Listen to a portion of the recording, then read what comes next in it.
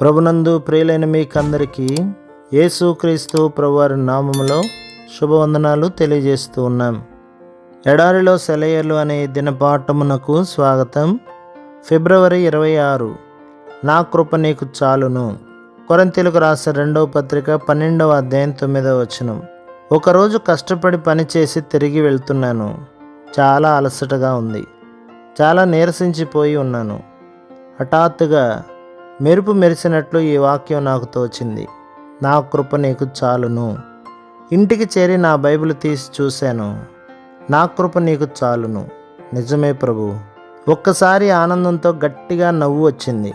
అబ్రహాము ఎందుకు నవ్వుకుంటూ ఉండేవాడో అప్పుడు అర్థమైంది. అపనమ్మకం అనేది ఉందని కూడా నమ్మశక్యం కాలేదు. ఆ క్షణంలో ఎలా అనిపించిందంటే, ఒక చిన్న చేపకు దాహం వేసిందట. తాను నీళ్లు తాగితే నదిలో నీళ్ళని అయిపోతాయేమోనని భయపడిందట ఆ చేప. ఇలా ఉంది నా పరిస్థితి.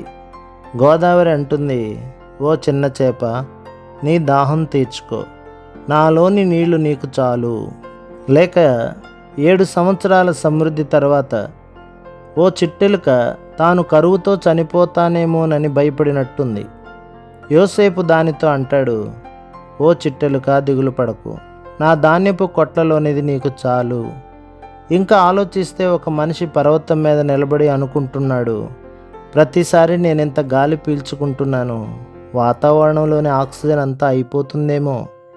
అయితే భూమి అంటుంది, ఓ మనిషి, నీ ఇష్టం వచ్చినంత గాలితో నీ ఊపిరితిత్తుల్ని నింపుకో, నా చుట్టూ ఆవరించి ఉన్న వాతావరణం నీకు సరిపోతుంది.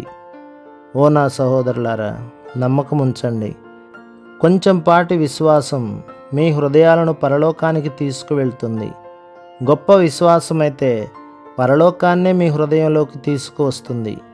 ఘనకార్యాలు చేయించే గొప్ప కృప దేవునిది. హృదయాన్ని ముంచెత్తే కెరటాలు, ఊపిరాడనీయని పెనుగాలులు, అలవి కాని విపరీతాలు కూడి వచ్చిన దేవుని కృప చాలు. చిన్న పనుల్ని చేసి పెట్టే గొప్ప కృప దేవునిది. చిరాకు పెట్టే చిన్న చిన్న దిగుళ్ళు, జోరీగల హోరు పెట్టే శోధనలు, మనశ్శాంతిని పాడు చేసే ముళ్ళు అన్నిటినీ కుదురుస్తాయి ఆయన కృప పరవళ్ళు. పరలోకపు బొక్కసంలో మన పేరున చాలా మొత్తం ఉంది. విశ్వాసాన్ని చూపించి ఆ డబ్బును తీసుకోవచ్చు. ఇష్టం వచ్చినంత తీసుకోండి.